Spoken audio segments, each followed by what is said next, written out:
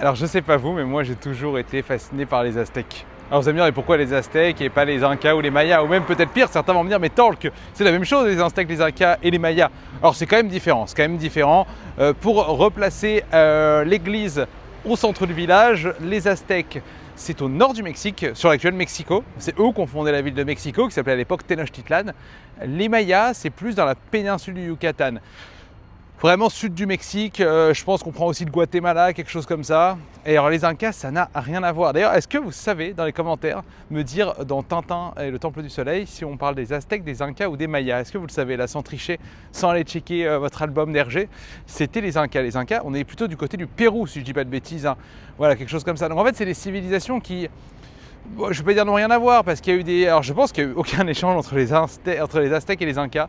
Je pense que Maya Inca, il y a un monde où il y a eu quelques échanges entre eux, mais je ne suis pas vraiment un spécialiste des échanges entre ces deux civilisations. Mais ouais, non, moi c'est les Aztèques. Alors est-ce que c'est le côté sacrifice humain? Ouais, ça existait, hein.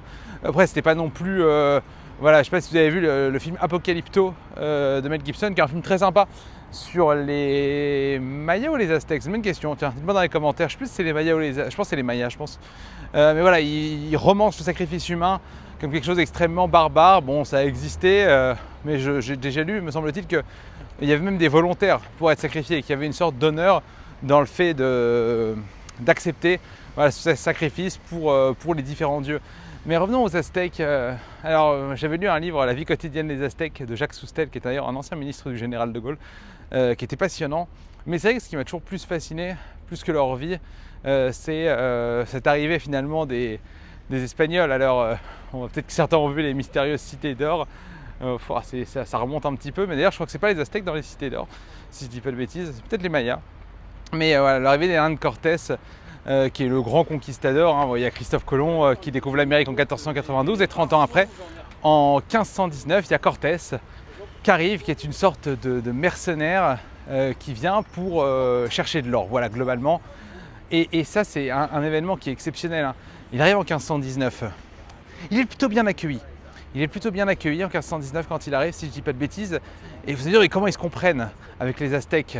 Eh bien, ils se comprennent parce qu'ils trouvent assez vite une traductrice qui est encore très connue dans la culture mexicaine, qui s'appelle la Malinche, et qui va réussir justement à traduire les échanges. Et il arrive assez vite à Tenochtitlan. Tenochtitlan, c'est l'ancien nom, comme je le disais, de Mexico, qui est une ville qui est construite, je pense, au XIVe siècle, si je ne m'abuse. C'est très court la civilisation aztèque, hein. C'est 2 siècles seulement. Donc ça va vraiment à la vitesse du cauchemar.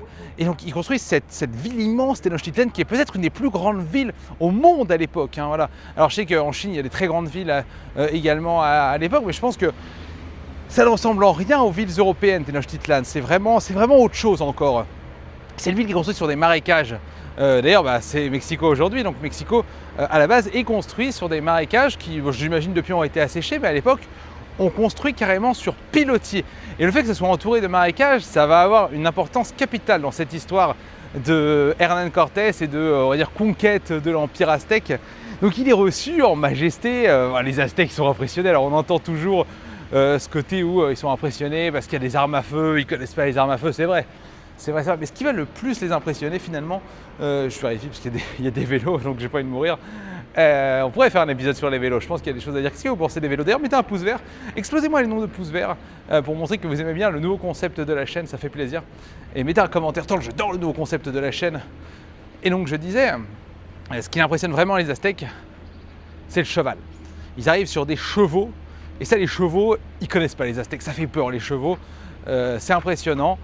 Et donc voilà, ils sont reçus finalement un petit peu comme des dieux. Voilà ce mythe qu'on a de l'Eldorado, vous savez, hein, où ils arrivent. Alors l'Eldorado c'est la cité d'or, mais ce côté où dans le mythe de l'Eldorado ils sont reçus comme des dieux. Voilà, il y a ce côté-là. Évidemment après les Aztèques sont pas non plus des débilos. Voilà, ils voient assez vite que c'est des trous du cul, hein, grosso modo. Donc voilà, forcément. Et donc petit à petit, ils sont dans le palais avec l'empereur Moctezuma II, voilà, qui est deuxième du nom, parce qu'il y a d'abord Moctezuma, qui d'ailleurs, je crois que Moctezuma premier du nom, c'est celui qu'on incarne quand on joue la civilisation, quand on joue les Aztèques, si je dis pas de bêtises. Moctezuma II, qui est un jeune empereur assez vite il se transforme en fait c'est une prise d'otage en fait, voilà. C'est une prise d'otage.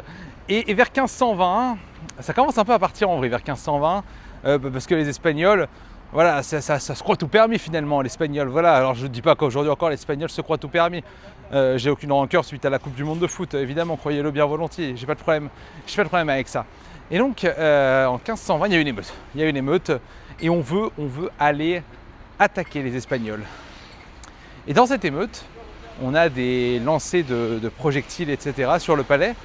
Et alors les sources de l'époque qu'on a, c'est que les sources espagnoles. Je crois que c'est Las Casas, le chroniqueur espagnol, qui écrit à ce sujet-là. Et selon les sources, Moctezuma est tué. Non pas par un espagnol, par un conquistador, qui d'une certaine manière n'avait pas beaucoup d'intérêt à le tuer. Parce que là on parlait d'un otage, donc tu as rarement intérêt à tuer un otage. Voilà. Il est tué apparemment par un projectile lancé par les Aztèques qui veulent s'attaquer aux Espagnols dans le palais. Et là c'est la merde parce que t'as plus ton otage, t'as plus ce qui fait qu'on vient pas te péter la gueule. Et donc les Espagnols, dans une nuit célèbre de 1520, j'ai pas la date exacte, sont obligés de fuir. Et c'est ce qu'on appelle la Noche Triste, qui est un événement extrêmement célèbre que je vais vous raconter dans quelques instants, mais j'aimerais attirer votre attention quand même sur Paris-Plage, voilà, la zone de baignade, juste ici où nos amis parisiens peuvent se baigner, voilà, dans la Seine. Alors j'ai pas testé encore, est-ce que vous iriez vous baigner à Paris-Plage? En vrai ça a l'air sympa, il fait très chaud, j'ai juste un peu peur pour la peau des gens, voilà, et pour les maladies, mais sinon à part ça, franchement ça donne très envie. La Noche Triste, il fuit, sauf que comme je vous le disais, la ville, elle n'est pas très pratique, elle est construite vraiment sur pilotis et donc ils sont obligés de partir, il y en a qui se noient, il y a un nombre innombrable de morts, ils sont suivis, ils sont coursés par les Aztèques qui sont sur des pirogues qui leur cassent la gueule, etc. Et finalement, il s'avère qu'ils arrivent quand même à fuir. Mais là c'est une catastrophe, ils se sont fait tabasser, ils refluent, Cortés reste en vie, ils refluent vers leur navire. Et là, on a Cortés à qui on intime, alors je ne sais pas si c'est le roi d'Espagne, mais en tout cas, la hiérarchie lui intime de retourner en Espagne. Voilà, c'est terminé, il faut rentrer, il y a des blèmes à gérer. C'est Charles Quint à l'époque qui domine l'Espagne, Charles de Habsbourg qui règne en même temps sur le Saint-Empire romain germanique et sur le royaume d'Espagne, qui est finalement un royaume qui est extrêmement important, un empire qui est extrêmement important, parce qu'il dirige une grande partie de l'Europe, grande rivalité avec François Ier. À ce moment-là, il est un peu en ballottage défavorable en Italie parce que la bataille de Marignane a eu lieu en 1515, la bataille de Marignan, et on n'a pas encore eu la bataille de Pavie en 1526 qui remet définitivement la domination de Charles Quint sur la France de François Ier. Donc à ce moment-là, c'est encore le ballottage, donc c'est un peu la Hesse encore. Mais il a déjà une grande partie de l'Espagne, parce que je pense que, alors je ne sais plus, le traité de Tordesillas qui sépare donc l'Amérique par le parallèle et qui donne globalement le Brésil aux Portugais et tout le reste, sauf Escam, les Portugais quand même, clairement. Ils ont été de Neymar en plus, c'est pas un cadeau quoi. Enfin bref, tout ça pour dire que c'est la merde. Et Cortés refuse de rentrer. Et là, il va avoir une stratégie qui est finalement une stratégie on ne peut plus classique dans ce genre de conflit. L'ennemi de mon ennemi est mon ami. Et oui, parce qu'il y a 2 siècles d'installation et de domination aztèque sur le territoire, et donc il y a énormément de petits états, de petits peuples autour, voilà, qui sont sous le joug aztèque et qui sont dominés par les Aztèques. Et donc il va aller les voir et il va leur dire venez avec moi, on va vous débarrasser des Aztèques. Ce qui donne lieu derrière à 1 ou 2 batailles et des victoires espagnoles, notamment avec quand même la domination en termes d'armement. Bon, est-ce que c'est vraiment ça qui fait chuter l'Empire aztèque? Je pense que tout le monde sait ce qui au final fait chuter l'Empire aztèque, parce qu'on en parle assez peu, mais bon, tout le monde sait que les conquistadors prennent avec un nombre ridicule d'hommes l'Amérique du Sud grâce ou à cause, parce que c'est pas volontaire de leur part, l'arme bactériologique, les virus, ça va décimer complètement les civilisations précolombiennes et notamment les Aztèques. Si je dis pas de bêtises, les Aztèques se font casser la gueule par la variole. C'est une catastrophe et c'est comme ça que petit à petit s'installent définitivement les Espagnols dans la région. Et le Mexique qui deviendra un État très puissant et très important, qui va même mettre en ballottage, qui va inquiéter notamment l'Amérique sur la question du Texas pendant très longtemps. Vous savez que le Texas a appartenu au Mexique pendant très longtemps, et jusqu'à la Première Guerre mondiale, il y a des questions sur le Texas, est-ce que ça peut encore tomber aux mains des Mexicains?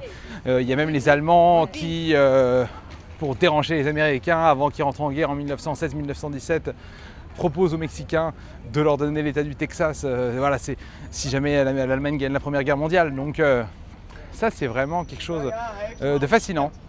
Cet État aztèque qui alors évidemment tout le Mexique n'était pas aztèque, hein, la moitié, une grosse partie, c'était plus civilisation maya. Mais voilà, moi ça m'a toujours fasciné. Je ne saurais pas trop dire pourquoi, dites-moi ce que vous en pensez dans les commentaires. Et si cet épisode vous a plu, n'hésitez pas à mettre un pouce vert. Ciao tout le monde!